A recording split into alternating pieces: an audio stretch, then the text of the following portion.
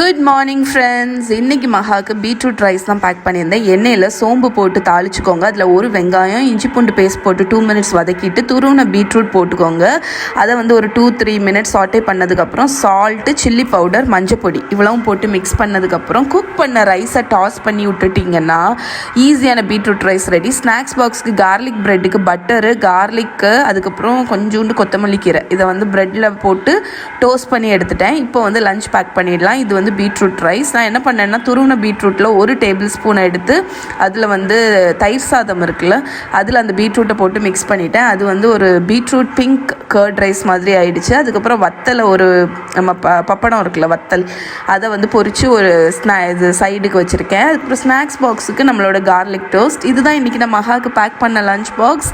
கண்டிப்பாக இது உங்களுக்கு பிடிச்சிருக்குன்னு நினைக்கிறேன். உங்கள் குழந்தைக்கு நீங்கள் என்ன பேக் பண்ணீங்கன்னு கீழே கமெண்ட்டில் சொல்லுங்கள். அப்போ எனக்கும் இந்த வீடியோ பார்க்குறவங்களுக்கும் ஐடியா கிடைக்கும். நாளைக்கு உங்களை மீட் பண்ணுறேன். பாய்.